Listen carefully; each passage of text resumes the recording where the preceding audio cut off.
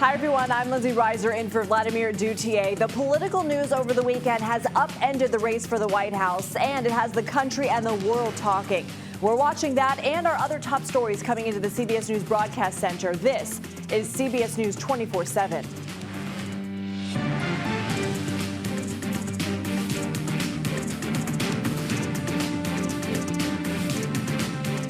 The 2024 election thrown into uncharted territory with President Biden dropping out of the race. A large number of Democrats are throwing their support behind Vice President Kamala Harris. We are following this from the White House to Delaware to Florida, where the Trump campaign is plotting its next move. And the Secret Service director is on Capitol Hill this morning, where she will face tough questions about Donald Trump's assassination attempt. We're going to take you live to Capitol Hill when Director Cheadle's testimony begins. President Biden's decision to end his bid for re-election marks an unprecedented moment in American politics, making headlines around the world. With the election just 106 days away, Biden is now throwing his support behind Vice President Kamala Harris. If successful, she'll be the first Black and South Asian woman to be a major party's presidential nominee. CBS News White House reporter Willie James Inman joins us now. Willie, I believe you are still in Rehoboth Beach, Delaware. So there is a new big endorsement coming in for Harris. Who's it from? Hey there, Lindsay. Good to be with you. We're still in Rehoboth Beach. We're actually on the beach, not too far away from the president's home here, where he continues to recover from COVID-19. But we do have a big endorsement to report for the vice president, for Kamala Harris. I want to bring up that tweet for our viewers there. It's from Hillary Clinton, the former Secretary of State, and of course, the former presidential candidate who lost to former President Donald Trump. As she says, "I've known Kamala Harris for a long time. This brilliant prosecutor will make the case against convicted felon Donald Trump and the Project 2025 agenda to take away our freedoms." And she goes on to say, but she can't do it alone. Become a part of this historic campaign today, encouraging people to donate to the Harris campaign. And that shift has already taken place. We just received emails not too long ago that said Harris for president. Because Kamala Harris is already on the ticket, she essentially takes over the funding. All the funds that the Biden campaign has raised, tens of millions of dollars, are under the control of Vice President Harris because she's on the ticket as well. And Secretary of State Hillary Clinton encouraging people to not only donate but to get behind Harris. But it's not a done deal just yet, Lindsay, because this now goes into uncharted territory, as you mentioned. But there is a process. Delegates have to vote. Of course, they're free agents now because Biden dropped out of the campaign. But Harris has a leg up with all of these endorsements and the president supporting her bid as well. Biden's still recovering from COVID. Do we know when we'll see him soon? And also, what do we know about what the Democratic Party is doing behind the scenes? Are they meeting this week? Yeah, well, there's nothing on the president's schedule today, as we have been following him this week, and we haven't seen him since Wednesday evening. That's when he slowly descended the stairs of Air Force One just before he was diagnosed with COVID-19 or tested positive for COVID-19 earlier in the day. So it's almost been nearly a week. We haven't seen the president because he's recovering in isolation at his beach home here in Rehoboth Beach. So we don't anticipate seeing him today. But I want to bring up another statement for our viewers on this process and where it goes from here. There's a rules meeting that's scheduled to happen sometime this week, and we have a statement from DNC Chair Jamie Harrison that says in the coming days, the party will undertake a transparent and orderly process to move forward as a united Democratic Party with a candidate who can defeat Donald Trump in November. And he goes on to say this process will be governed by established rules and procedures of the party. And he also says our delegates are prepared to take seriously their responsibility in swiftly delivering a candidate to the American people. So it's not a done deal yet, as we mentioned. This is an open process, they're saying, but a process that Harris has to go through, although we could potentially see a challenger. But with all of these endorsements, with the president's endorsement, it really is a leg up for the vice president, Lindsay. And you can hear in Jamie Harrison's statement, they're trying to get ahead of Republican accusations of an anointing, saying that Harris has to earn her vote. There will be an orderly process. Willie, thank you so much.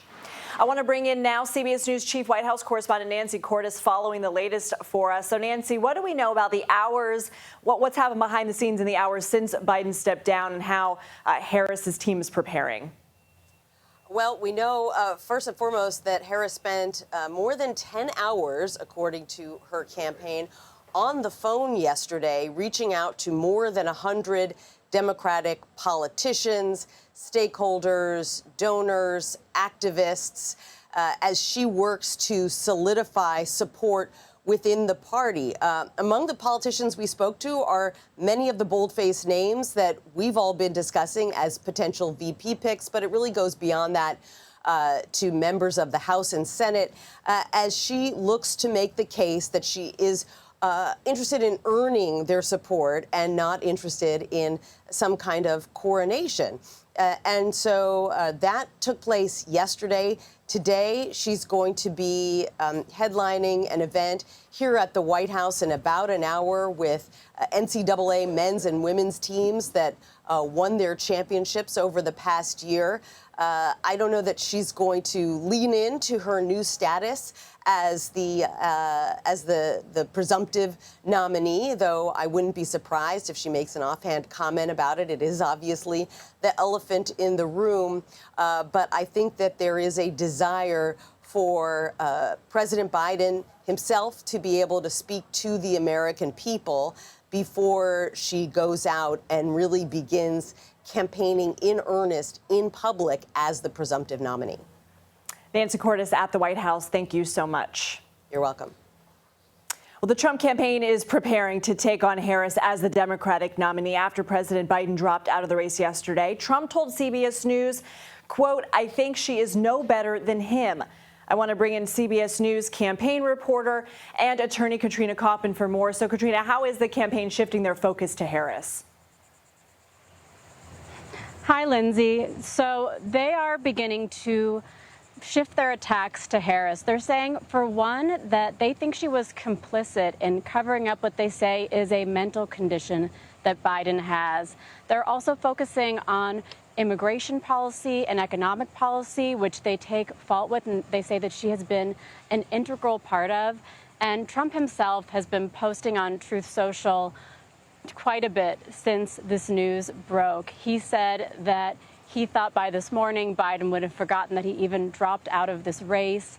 He's also saying that if Biden can't run for re-election, he shouldn't be allowed to run the country. And Republicans are talking about some potential legal challenges here.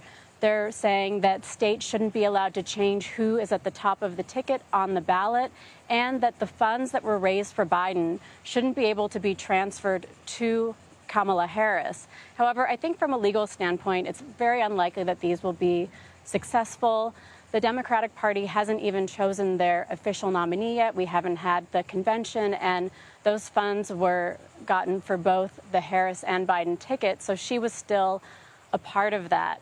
I also think, being in Florida, it's important to note that just 1 week ago, Trump had the classified documents case against him dismissed. He's had a lot of legal success recently. His case in Georgia is on hold. The case in D.C. is on hold. But he's now finding himself against yet another prosecutor, and this time on an even bigger stage. Katrina Kaufman outside Mar-a-Lago, thank you so much. Let's go ahead and take you to Capitol Hill now. A hearing is underway to figure out what went wrong the day a gunman tried to assassinate Trump. Lawmakers aren't expecting to pull any punches during the questioning of Secret Service Director Kimberly Cheadle. There are a lot of questions that she will have to answer today. I want to bring in Charles Marino to give us some analysis. He's a former Secret Service agent and a former advisor to the Department of Homeland Security. So good to be with you. We see the chairman Comer speaking right now. Given what we know so far about the response and all the reporting that has come out from CBS News and other outlets, what questions do you have for the director? Well, that's certainly going to be a tough hearing, and the primary question is going to be, how did a 20-year-old defeat the operational security plan of the United States Secret Service, which failed significantly? The Secret Service is responsible for not only creating that plan, but also effectively implementing to make sure that all threats identified during the advance prior to the event are effectively mitigated. So expect to see this conversation morph to one of resourcing, and that is, are the current resources of the Secret Service being managed efficiently and effectively? And do they have enough resources to do the important mission that they have? So this will require the director to be transparent in how she's answering these questions to make sure that this zero-fail mission can go on and the agency can come out of this process stronger. I think we're going to keep hearing that phrase, zero fail. There is no room for error. We know this bullet went about a quarter of an inch away from Trump's skull. But the director is going to acknowledge they failed. Of course they did, because of that very fact. The director will take full responsibility. But she is facing calls to step down. Do you think she needs to? Well, if it becomes a distraction, then yes. Look, the institution has to be the focus here. The Secret Service has to come out of this stronger. They have to have the resources that are needed to do the job, and they have to have leadership that can take them out of this process, not only learning from what went wrong, but then implementing innovative ways to combat this evolving threat environment that we're now living in. CBS News has confirmed the Trump campaign has been asking for additional Secret Service resources since he left office in 2021. The Secret Service admitted some security modifications for Trump were not provided ahead of that assassination attempt. Still, yet a day after the shooting, a spokesperson for the Secret Service called it categorically false that additional security had been requested and denied. So it also appears to be a substance issue, but perhaps, Charles, a messaging issue as well. Communications. Yeah, there's been a lot of frustration with the PR approach from the agency, and it's one that I've disagreed with. I think from the very start, the Secret Service should have been represented at these press conferences. And it was a mistake not to be there, because if you're not there, other people are going to start speaking for you. And that's exactly what happened. You had other agencies speaking for the Secret Service. Information begins to get complicated and misrepresented, and the agency is ultimately left holding the bag at their own fault. So I don't think they helped themselves on that side of things. And today is going to be the day to try and correct that for the director. She's certainly in the hot seat. Charles Marino, thank you. And don't forget, we will take you live to Capitol Hill when Director Cheadle's opening statement begins, so stay tuned for that. Our coverage of the major shakeup in the 2024 race continues. After the break, we'll have a look at the fundraising haul already coming in for Harris. You're streaming CBS News 24/7.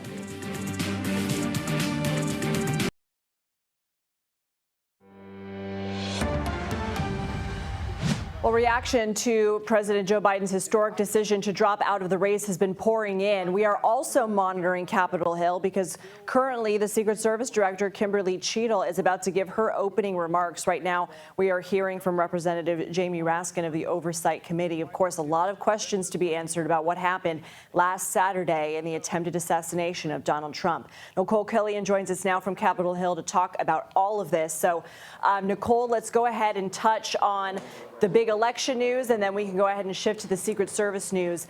First, with the election, we know that Vice President Kamala Harris has been a top contender for less than 24 hours, but she already has some fundraising wins. Yeah, that's right, and certainly a lot of endorsements that continue to roll in, too, including just recently from Illinois Senator Dick Durbin, as well as the DCCC Chair Susan DelBene, and Democratic leaders Pete Aguilar and Catherine Clark. But in terms of those numbers, she's also been pulling in a lot of top dollars. The Harris campaign now announcing this morning that the vice president has pulled in more than $49 million in grassroots fundraising since yesterday afternoon. And then on top of that, we know, and I know because I was on part of this call that was held by a group called Win with Black Women, which is a coalition of African-American women and organizers. Some 44,000 participants were on that call, raising some $1.5 million in the 3-hour span of that call. So, Nicole, let's go ahead and talk about Director Cheadle. This is her first ever time talking to Congress at a hearing, and we are expecting that she will get some really difficult questions. Yeah, that's right. I mean, look, we already know that there are more than a dozen congressional Republicans who have called on the Secret Service director to resign, as well as one Democrat, Congressman Brendan Boyle.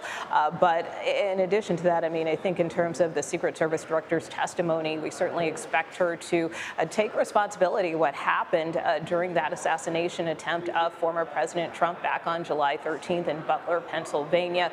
She is expected to say that her agency failed on that day and that she will move heaven and earth to make sure an incident like that never happens again. But even despite that full-throated admission, it may not be enough to quell lawmakers' concerns about her ability to lead the agency. We know Oversight Chair James Comer is expected to call on her to resign and really ask some tough questions, particularly about how that gunman got on that roof next to the rally, which gave him that line of fire to the president. Okay, Nicole Killian, thank you so much. And we do want to go now to our CBS station in New York. A tanker explosion has closed a highway in New Jersey. Let's go ahead and watch local coverage.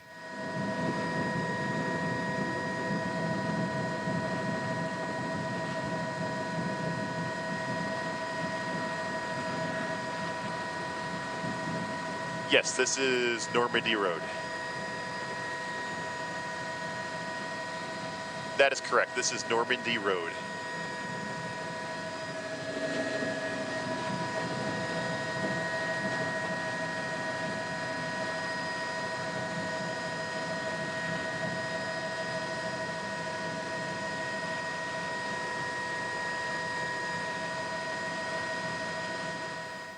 All right, this is taking place in Clifton, New Jersey, off of Highway 3. We're going to continue to monitor this, but let's go ahead and listen to Secret Service Director Cheadle right now on Capitol Hill. Testimony to opening statement to 5 minutes, but take all the time that you need.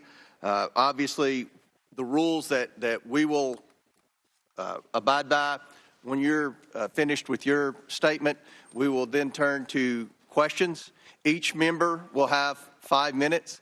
And just a note to the members, I'm going to strictly adhere to the 5 minutes. Once 5 minutes is up, I will hit the gavel.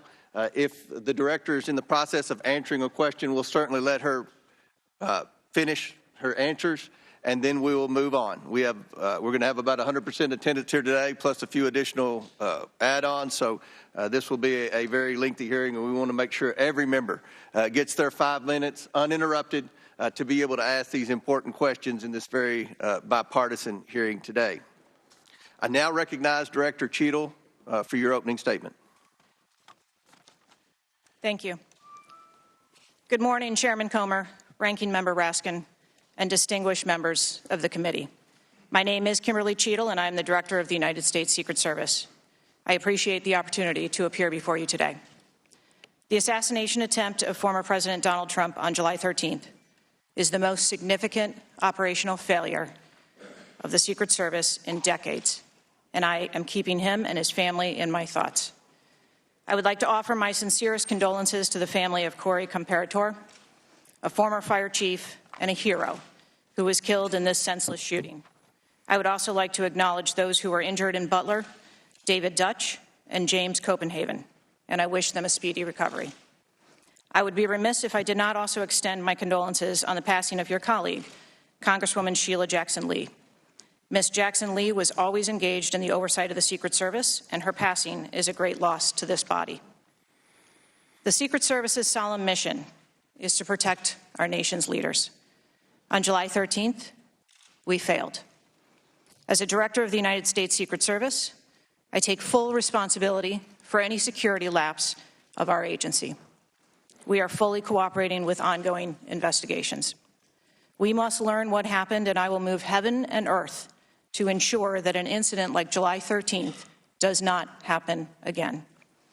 Let me state unequivocally, nothing I have said should be interpreted to place blame for this failure on our federal, state, or local law enforcement partners who supported the Secret Service in Butler. We could not do our job without them. We rely on the relationships built over years of working together to secure events and conduct investigations. Our agents, officers, and support personnel understand that every day we are expected to sacrifice our lives to execute a no-fail mission. As witnessed on July 13th, our special agents shielded former President Trump with their own bodies on stage while shots were being fired. Selflessly willing to make the ultimate sacrifice without hesitation, I am proud beyond words of the actions taken by the former president's detail, the counter-sniper team who neutralized the gunman, and the tactical team who was prepared to act. I will be transparent as possible when I speak with you, understanding, though, at times that I may be limited in providing a thorough response in this open setting due to associated risks with sharing highly sensitive protective methodologies. I do not want to inadvertently provide you today with inaccurate information. Since January 1st, 2024, the Secret Service has successfully secured over 7,500 sites. Every protective advance comes with its own set of challenges and requires a customized mitigation strategy, including specific assets.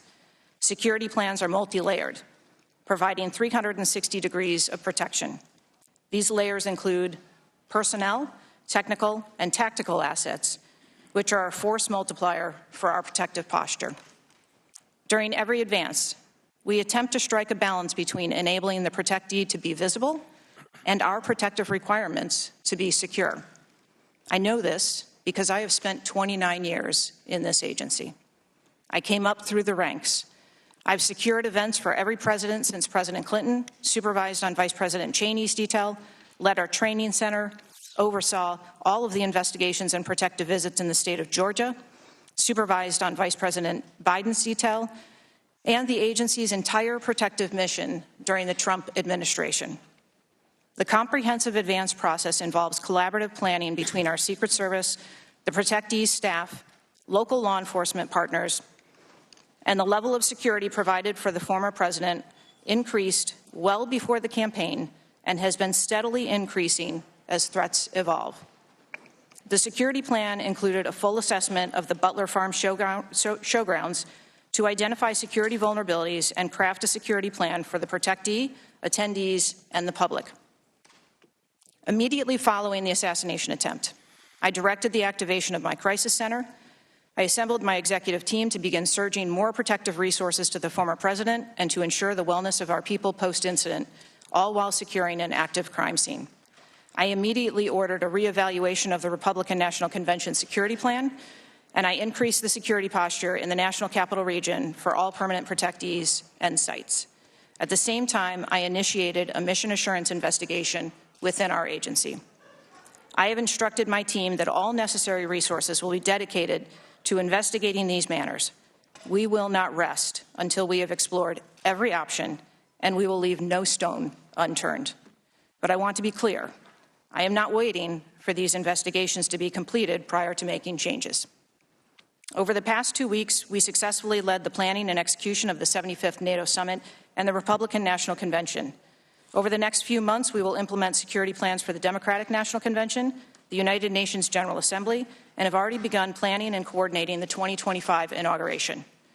It is now more important than ever for the men and women of the Secret Service to remain resilient and to focus on what is necessary to carry out our critical mission. Our agency needs to be adequately resourced in order to serve our current mission requirements and anticipate future requirements. The Secret Service currently protects 36 individuals on a daily basis, as well as world leaders who visit the United States, like Israeli Prime Minister Benjamin Netanyahu, who arrived in Washington, D.C. today. The coming years will bring an unprecedented heavy protection tempo. I have no doubt that the processes that I have implemented during my tenure as director, in addition to my nearly 30 years of experience in this agency, have positioned the Secret Service to be stronger. Our mission is not political. It is literally a matter of life and death, and the tragic events on July 13th remind us of that. I have full confidence in the men and women of the Secret Service. They are worthy of our support in executing our protective mission. I will now answer any questions that the committee may have. Thank you very much, Director Cheadle. We'll now begin our 5 minutes questions, and I will begin. Just for the record, the Secret Service has an annual budget of around $3.1 billion, and I believe around 8,000 employees. Is that correct? Yes, sir. Obviously, there were many security failures on the day of the attempted assassination and leading up to that day. Let's start with the building that the shooter used to shoot President Trump from. At any point Saturday, did the Secret Service have an agent on top of that roof? Sir, I'm sure, as you can imagine, that we are just 9 days out from this incident, and there's still an ongoing investigation. And so I want to make sure that any information that we are providing to you is factual. You can't, okay. Why did the Secret Service not, can you answer why the Secret Service didn't place a single agent on the roof? We are still looking into the advanced process and the decisions that were made. Okay. Wasn't that building within the perimeter that should be secured? Do we agree with that? The building was outside of the perimeter on the day of the visit. But again, that is one of the things that during the investigation we want to take a look at and determine whether or not other decisions should have been made. One of the things that you said, I believe, in an interview, that there wasn't an agent on the roof because it was a sloped roof. Is that normal, and do you fear that that immediately creates an opportunity for future would-be assassins to look for a slanted roof? I mean, this is a huge question that every American has. Why wasn't a Secret Service agent on the roof? And there have been reports that agents were supposed to be on the roof, but it was hot that day and they didn't want to be on the roof. Can you answer any of those questions, Director? So I appreciate you asking me that question, Chairman. I should have been more clear in my answer when I spoke about where we place personnel in that interview.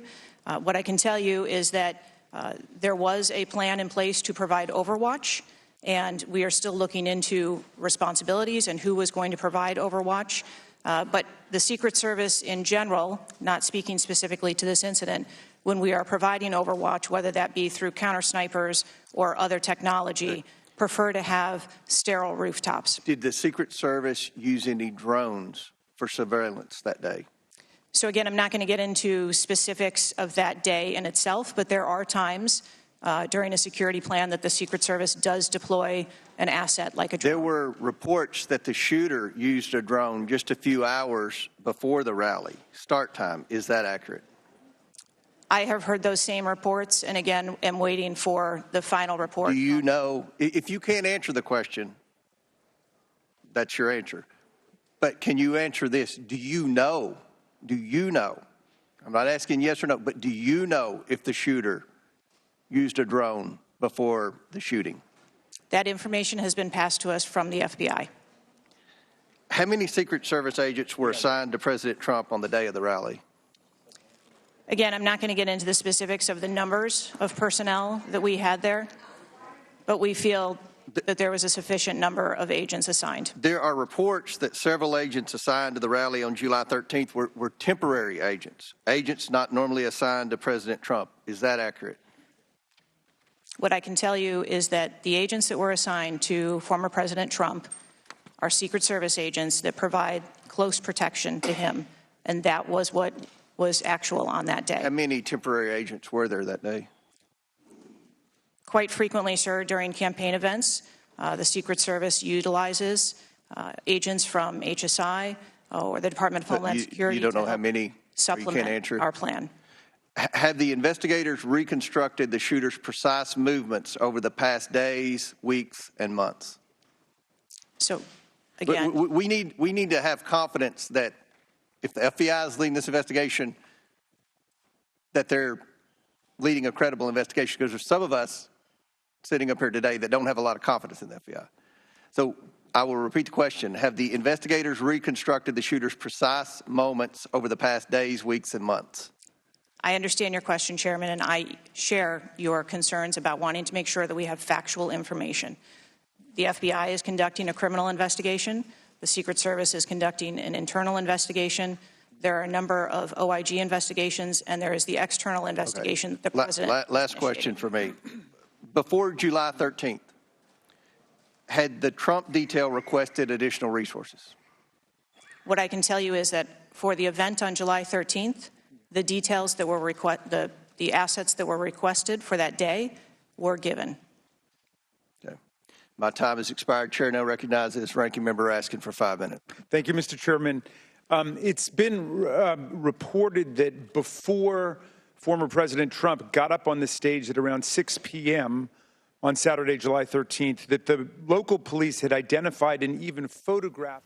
We have been listening to the opening statements of Secret Service Director Cheadle, as well as the first questions from the chair of the Oversight Committee, Congressman Comer. Now Congressman Raskin has the floor. We did hear from Cheadle say that the FBI has passed on information to the Secret Service that the gunman in this case, in the attempted assassination last Saturday, did fly a drone over the area the day prior to the event.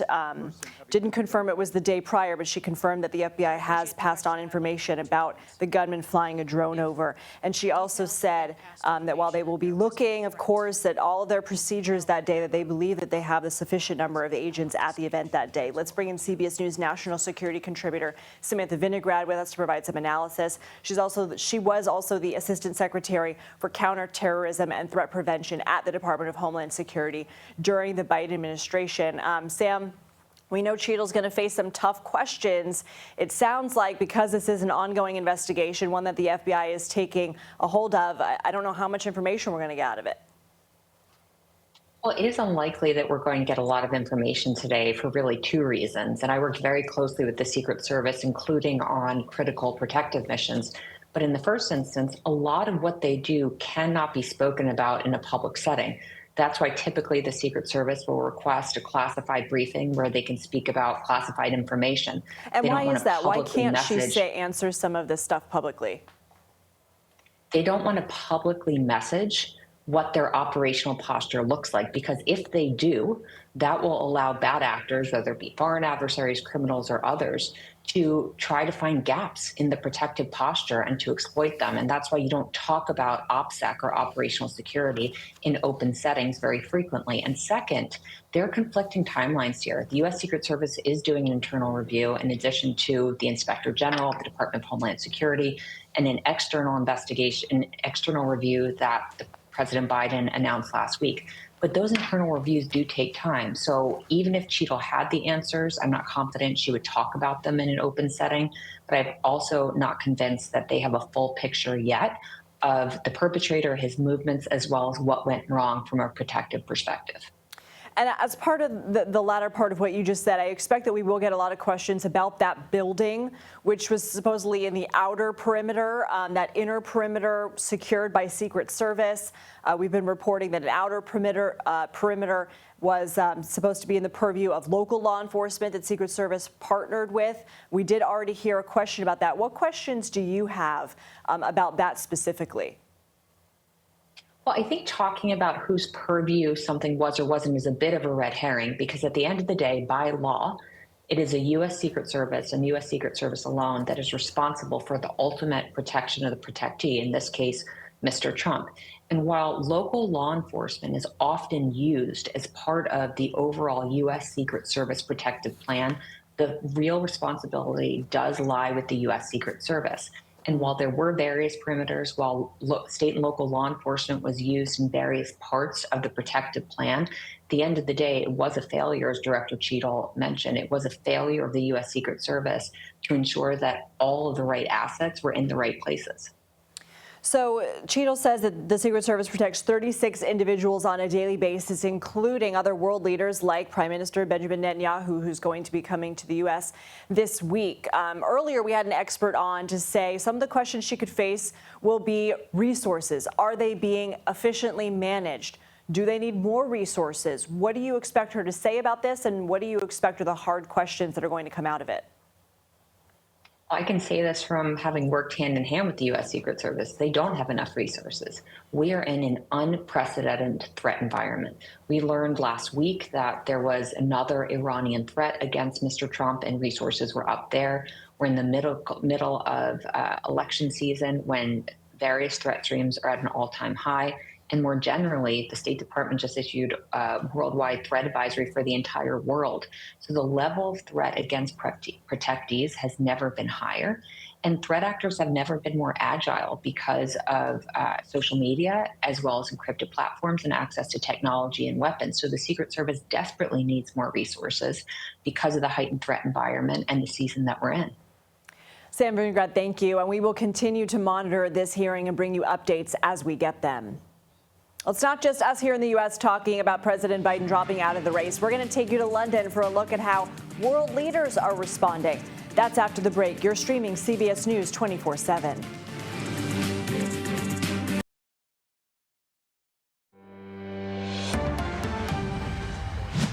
We want to take you back to Clifton, New Jersey. A tanker explosion has closed a highway there. Route 3 closed in Clifton, New Jersey. This is coverage from our CBS New York station. You see fire crews right now blasting the area with water. This was a tractor trailer that exploded, sparking a large fire and prompting nearby homes to be evacuated, according to our local New York station. Clifton police also say there are some injuries, though no further details have been provided. We're going to continue to monitor this and bring you any developments. And we want to take you back to our top story this morning. Voters and lawmakers continue to grapple with President Biden's decision to withdraw from the 2024 presidential race. CBS News White House reporter Willie James Inman is back with us in Rehoboth Beach. Willie, reactions are ranging right now from full-throated support for Harris to GOP accusations that Democrats are anointing a successor.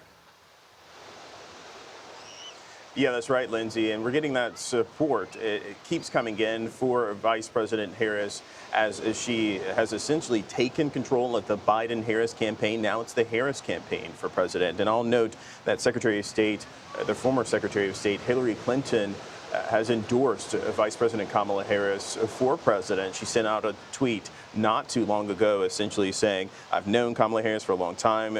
This brilliant prosecutor will make the case against convicted felon Donald Trump and the Project 2025 agenda to take away our freedoms." She then goes on to encourage people to donate to the Harris campaign. But we're also getting some reaction, as you mentioned, from the other side of things, from Republicans as well. And House Speaker Mike Johnson has some choice words for the vice president. Listen.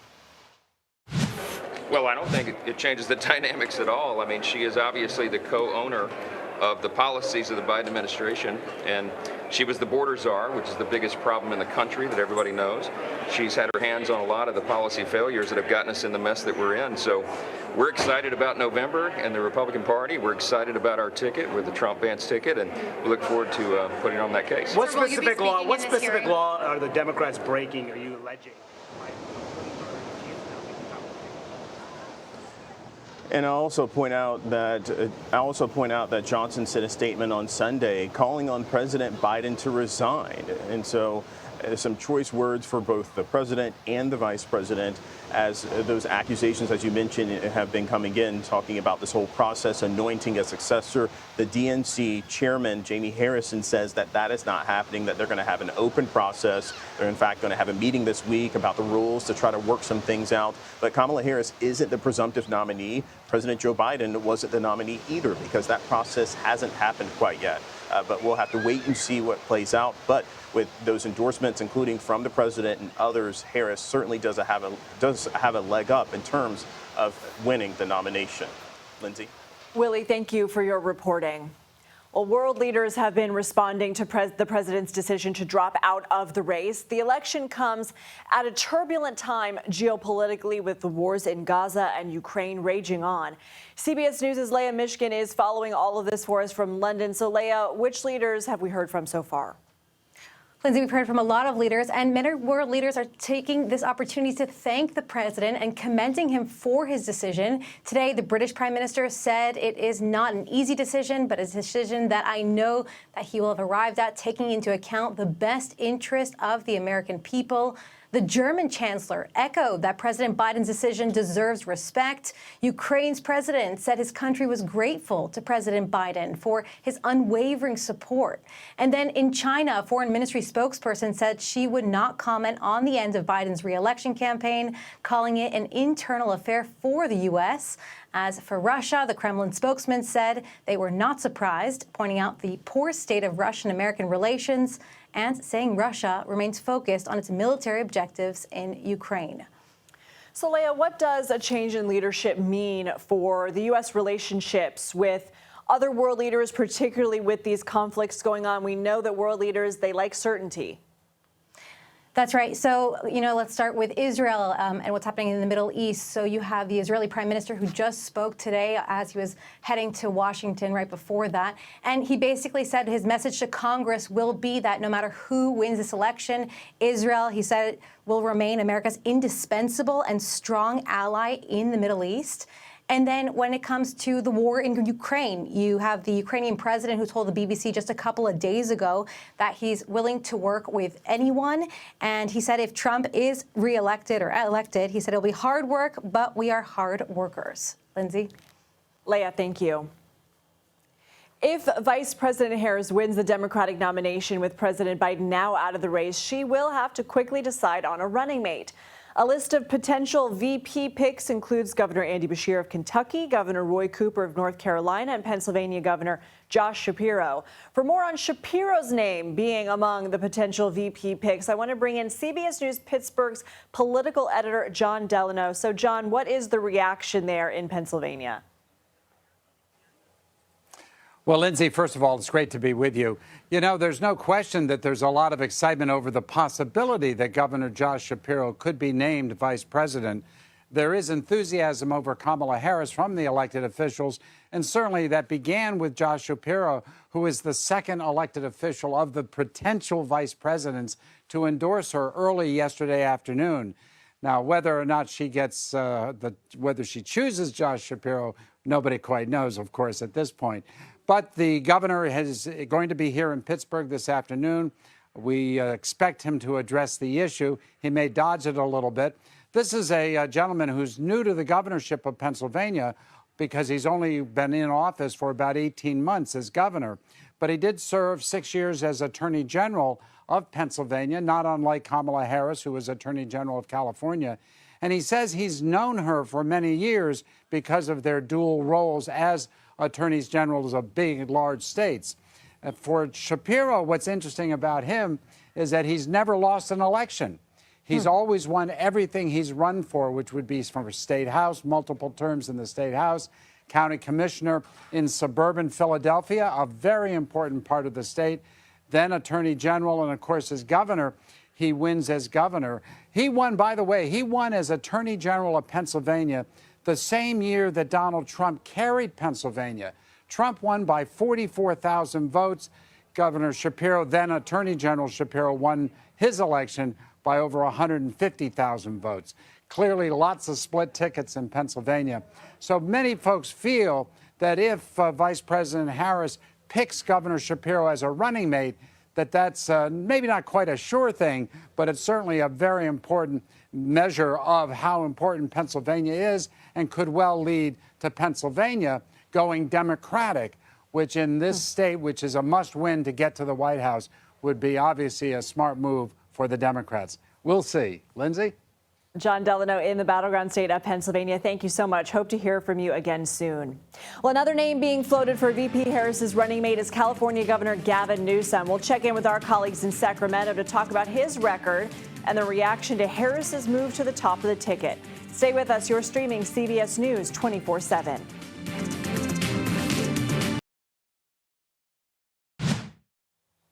Well, Vice President Kamala Harris says she is ready to earn the Democratic presidential nomination. And this morning, eyes are on who she could choose as her potential running mate for the ticket. CBS News Sacramento's Rachel Wolf is at the state capitol in Harris's home state of California. Rachel, what's the chatter about a possible Harris-Newsom ticket? Oh, my. Wow, you went there right away, didn't you? Lindsay, that is quite the question. A Newsom-Harris ticket. Well, I think it's quite early for that. I think right now what Democrats are doing, based on what we've heard over the weekend, is trying to just close the ranks and get behind this candidate for the most part after what's been a bit of an upheaval, if you will. You had the assassination attempt, of course, with former President Donald Trump. Then you had all of the questions swirling with President Biden and his cognitive and physical health and him stepping down. And now she is catapulted, Vice President Kamala Harris catapulted into this potential nominee position. A lot of delegates getting phone calls from the Democratic leadership nationwide saying, hey, you need to get behind this candidate as we head into the Democratic National Convention in August. Now, it didn't happen initially, but it did happen overnight that our governor, Gavin Newsom, then came out to endorse her. But, you know, there has been a lot of speculation that he himself would be potentially catapulted into that position. It hasn't happened yet. He's denying it. But let's just say this.